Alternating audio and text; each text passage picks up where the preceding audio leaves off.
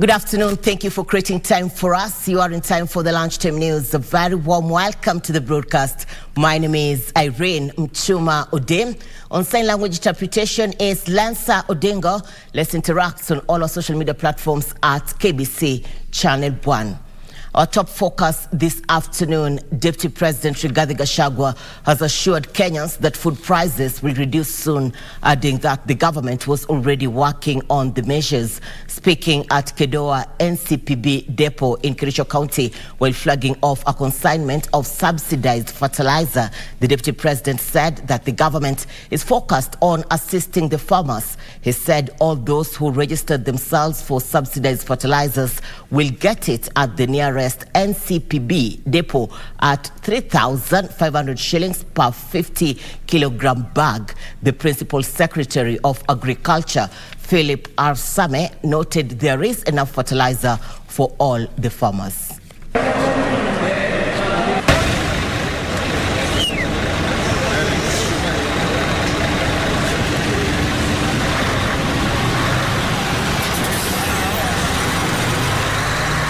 Kulete fertilizer bolea ya bei ya chini ili wakulima waweze kununua, waweke kilimo, tupate mazao, na ndio hapo mbeleni tuteremshe bei ya unga.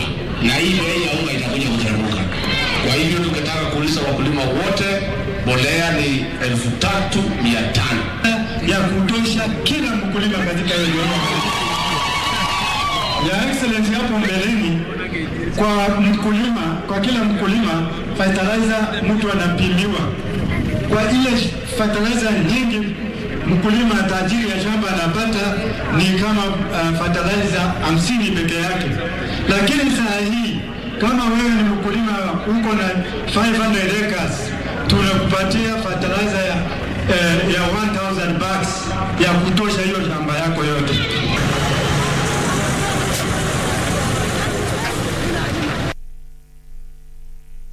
Prime Cabinet Secretary Musalia Mudavadi now says the harsh economic times in the country were attributed by the last regime and that there is no budget so far that the Ruto government has presented before Parliament. Speaking at the Mulembe Women's Conference organized at the Masinde Muliro University of Science and Technology in Kakamega, Mudavadi urged Kenyans to work together to improve the economy. There was drama during the event after Kakamega woman representative Elsie Muhanda snatched the microphone from gender advisor in the office of the President, Harriet Chigai. Mimi kama yule amesimamia uchumi katika Kenya hii, serikali iliyoondoka inatuweka kwa hali ya hatari. Nikasema, nikaimba, watu wakafikiri ni mchezo. I sit in cabinet, I'm the prime cabinet secretary, the president is Ruto. I want you to know that the government of Kenya Kwanza has not presented any budget to Parliament. The budget that is there is from the previous government. And to get out of the crisis is now for us to close ranks and hold each other's hands and focus so that we move forward and now remove the country from the crisis.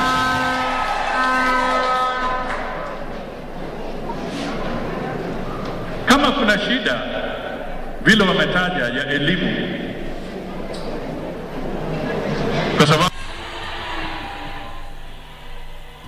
All right, to security concerns, at least 3 people have been killed in Mulango area of Burat Ward in Isiolo County by armed raiders suspected from the neighboring Samburu County as clashes between herders from Isiolo and Samburu counties over pasture and water intensify. Among those killed in the attack is a Kenya Police Reservist, KPR, whose gun was also stolen, and for 2 other herders. Tension is high in Mlango area, Burat ward of Isiolo County, after 3 people were gunned down by armed raiders from the neighboring Samburu County, as clashes between herders from Isiolo and Samburu counties over pasture and water intensify. If you look at the percentage of the orphans and the widows, it's too high, just because of senseless killings. Among those killed in the attack is 1 Kenya Police Reservist, whose gun was also stolen, while the other 2 victims were herders.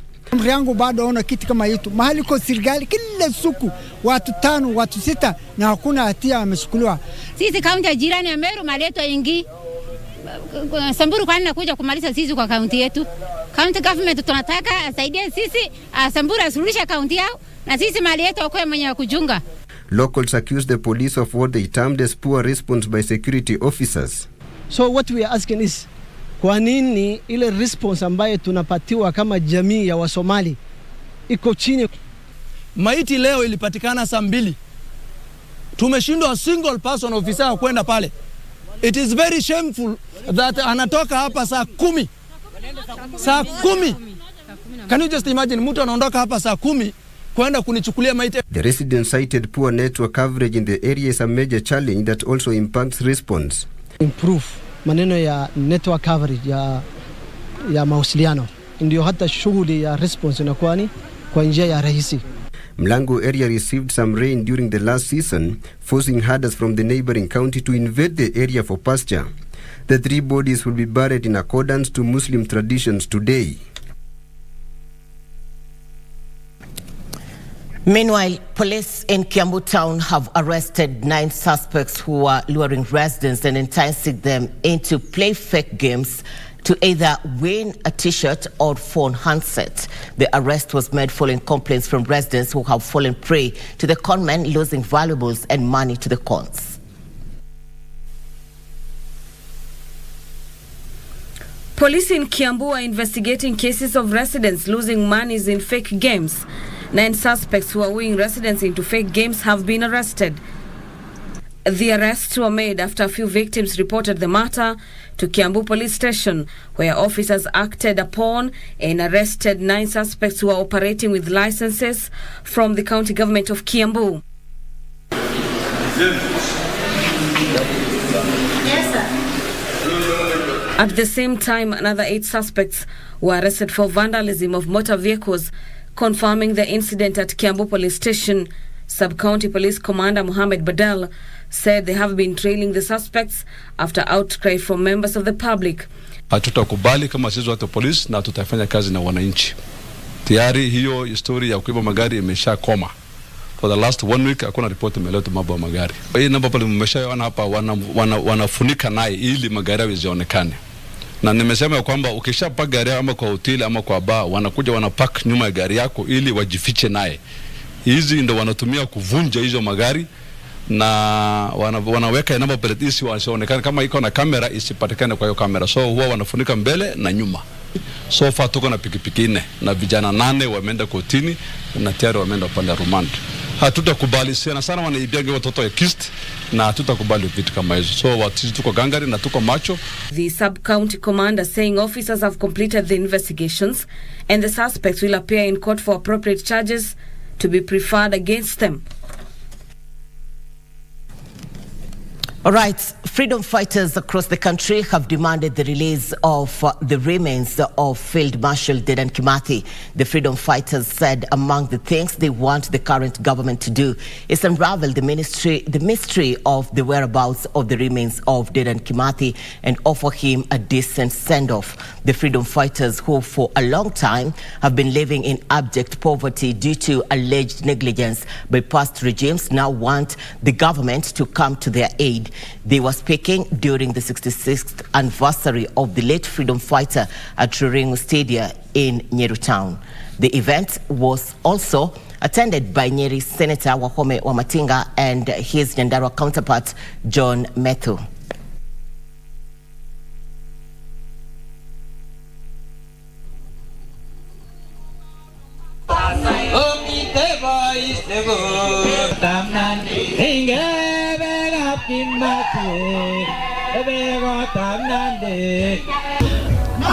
Hawana pesa ya kuenda hospitalini. Wakaanza na serikali ya kwanza kuitisha makao mazuri na mwili ya Kimathi hakuna. Serikali ya pili, mwili ya Kimathi makao mazuri hakuna. Serikali ya tatu, mwili ya Kimathi makao mazuri hakuna. Serikali ya 4 ambayo ilikuwa ya moja wetu, ambayo tulifikiria kwamba juu ni mtoto wa Maumau angeshikilia Maumau na aseme mimi nitawasaidia, haikufanyika. Actually very unfortunate that one of our greatest heroes of Maumau his remains still continue lying in a grave that is unmarked 66 years after his death. Ukiona watu wanajaa hapa, wengine wanataka mashamba, uyadhi tulipata, uhuru tulipata, wanataka mashamba na pia tunataka hiyo compensation. Celebrating them. It is also a pity, and we feel very sad that 60 years after independence, these people are still suffering. What they fought for, they have not gotten, and because they fought for land, they do not have the land.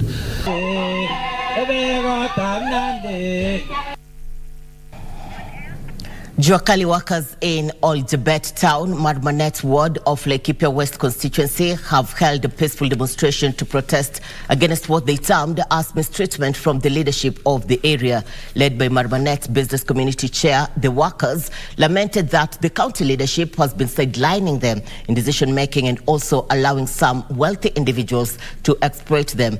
This and more are in the county's news wrap. These were the scenes outside the Marmanet Constituency Industrial Development Center office as Juakali workers in Oljabet Town in Laikipia West constituency protested over mistreatment from the leadership of the area.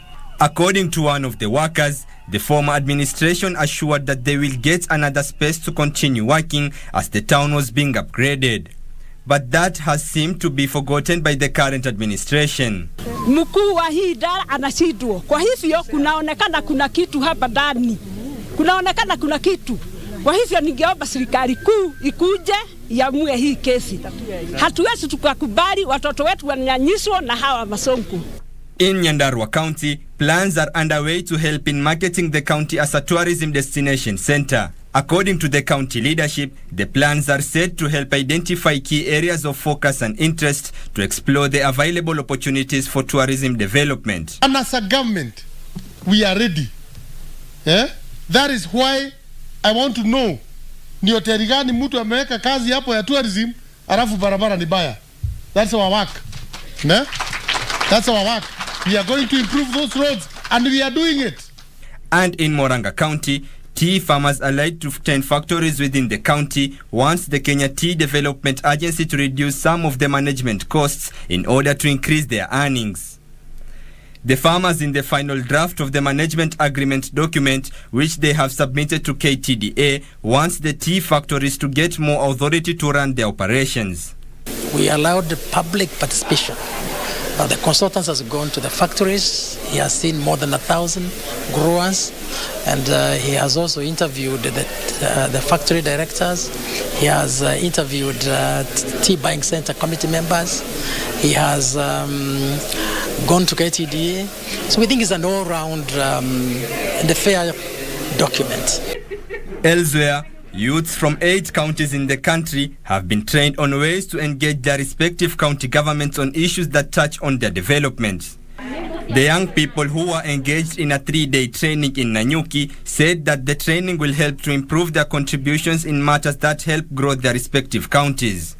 Weka kongamano kama hili kila mwaka, vijana ambao tunahamasisha kuhusu haya maswala wanaweza kwenda na kufunza vijana wengine, na mwishowe tutakuwa na a large community, a large pool ya Wakenya ambao wanaelewa mambo ya katiba, wanaelewa mambo ya public participation, wanaweza kusubmit memos kwa assembly ama kwa executive. Finally, the Uasin Gishu County government through the Department of Health Services has reported an increase in TB cases, reaching the highest number ever. According to Health Services County Executive Committee member Dr. Sam Kotut, 1,907 people screened by December last year were found to be infected with TB. People who want to be tested to make sure they are not TB infected, this is a free testing exercise. It's called screening, free screening. So it is important you come forward, you are tested, and you should be able to find yourself free of the disease. Then you are stable and you should not be, and if you have the disease, you will be treated. For Lunchtime News, I'm Abdulaziz Abey. You're watching the Lunchtime News. We are taking a breather. We'll be back with more. Let's continue interacting on all our social media platforms at KBC Channel 1.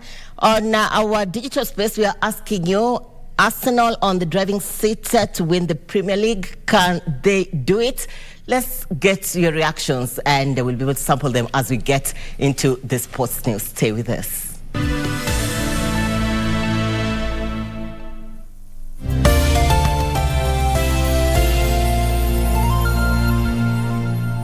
Enjoy a selection of the best. Regina Ray and Tingazi. Bado jamwambia unamlike. Mrealize jamwachilia mkono kutoka nikuja hapa.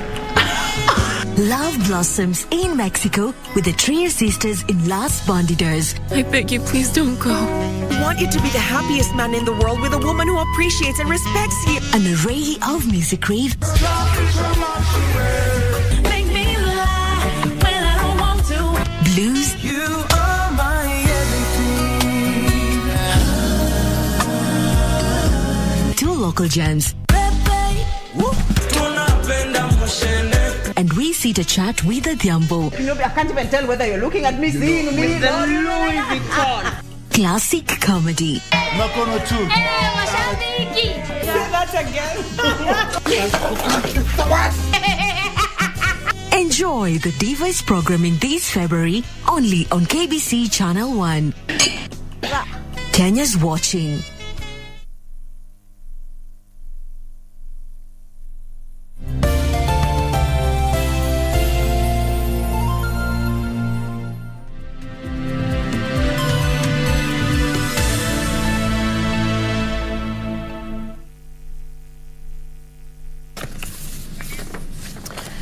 Glad you're watching the Lunchtime News. Welcome back. Jubilee Party Kiambu branch has welcomed the move by 30 Jubilee legislators who have alleged closer working relations with the ruling Kenya Kwanza. The party officials say the relations are born out of the realization that the interests of the vote-rich Mount Kenya region are safe within the President William Ruto-led administration.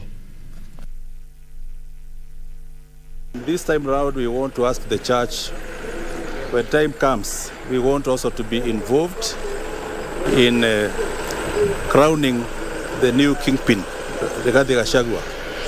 And we want to assure the government that those people who are coming to support the government from Jubilee, we are 100% sure that this is the government that will succeed. So now we want to encourage the other parties also support the government, because other leadership now is going. We don't have another leadership except to support the current government. The Ministry of Education, through Teachers Service Commission, has partnered with BIC to train over 135 teachers from different schools in the county of Nairobi. The trained teachers will in turn teach pupils on how to write legibly. Thereafter, a writing competition will be held for 21 days where 10 pupils with creative stories and best handwriting will be awarded. The initiative by BIC, dubbed My Words, My Story, has been lauded by teachers who are able to learn new teaching techniques. Over 12,000 students took part in the training, with plans to escalate the program nationally.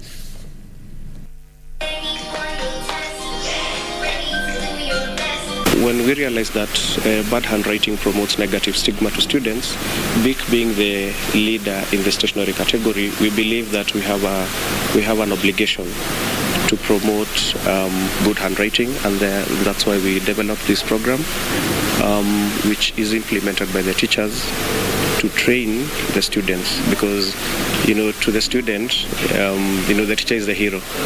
So that we believe that through the teachers it is well implemented. It has been a very impactful training and empowering too, because there's been a lot of ignorance on the part of handwriting. It is not really stressed in schools, and most learners struggle in that area. And what comes out of it is that they are sidelined, and therefore they don't know the importance of handwriting and how it would shape even their future careers.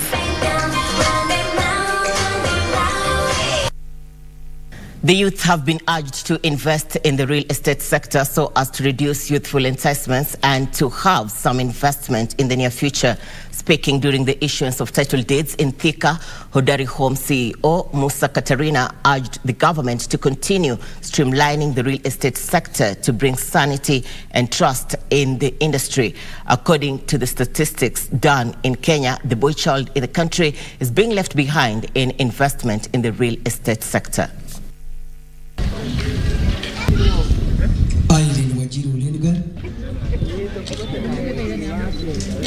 Thank you for being patient. Asanteni sana kwa kuvumilia. Ningeshukuru sana kwa hii serikali iliyopo kwa sababu kufuatilia title deed ama title deed kutoka zimekuwa ni rahisi sana, na pia wameweza kufungua kila mahali wanasikia kuko na real estate, wameweza kutengeneza vitu kama barabara na kuleta government infrastructures, so wanarahisishia investors kazi. Mimi naambianga vijana saizi ukishika pesa mingi haimaanishi eti ni kila wakati utakuwa unaishika. Ukishika pesa una assume ni kama hautaishika zingine kama hizo. Kwa hivyo hata kama unagawa ile kidogo, lakini ensure that ile mingi ni yenye unaekeza. Imagine I take this Chika Uhuru Park, everything nili. So I was smart. Patients with broken limbs at Thika Level 5 Hospital are calling for government intervention following complaints of being held at the facility for months waiting for non-existent bone plates. The affected patients claim that despite paying for the bone plates months ago, the facility has been hesitant to explain how soon they will be attended to. This comes amidst claims that the supplier had to cut off the supply of the commodity to the county due to accrued arrears.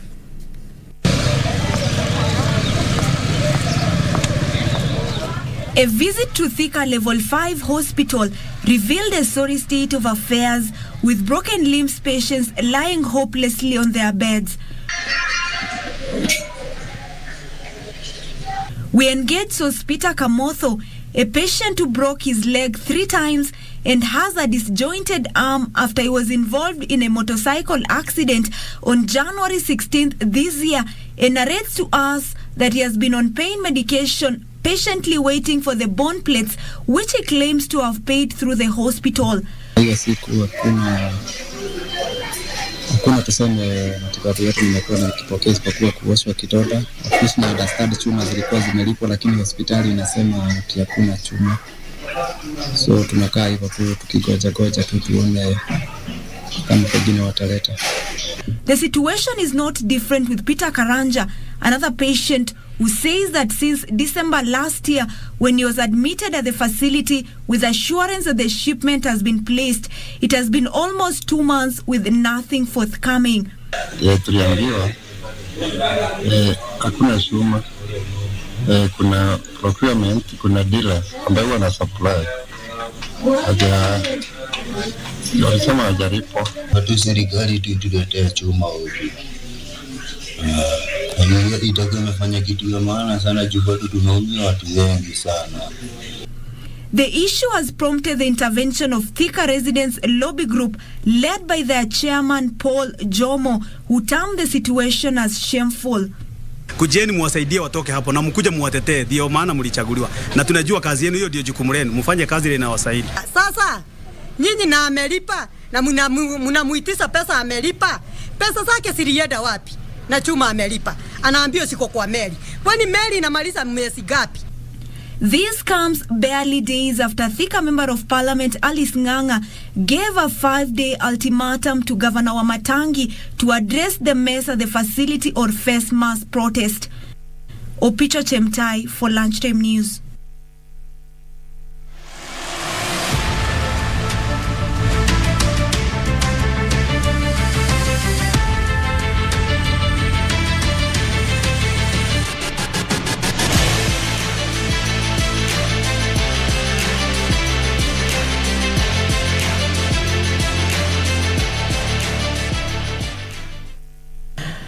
Thank you for staying with us. Time for Channel 1 Sports News. National women's basketball team Lionesses missed out on the opportunity to defend their FBA Zone 5 Afro Basket title after being beaten 82-57 by Egypt last night at MTN Arena in Lugogo, Uganda. Mercy Wanyama was Kenya's top scorer with 13 points, with Medina Okot and Rose Ouma raking up 10 and 11 points. Of the finals will secure a place in the AfroBasket finals alongside Rwanda, who earned a spot.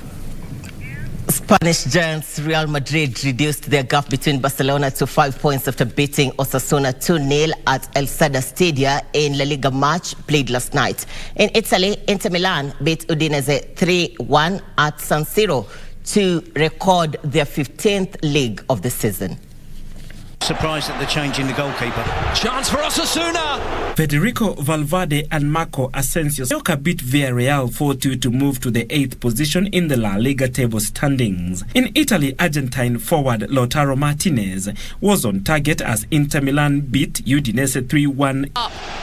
With Arsenal winning and Manchester City dropping points yesterday, the English Premier League continues today with only 2 games on card. Manchester United will host Leicester City, while Tottenham Hotspur welcome West Ham United.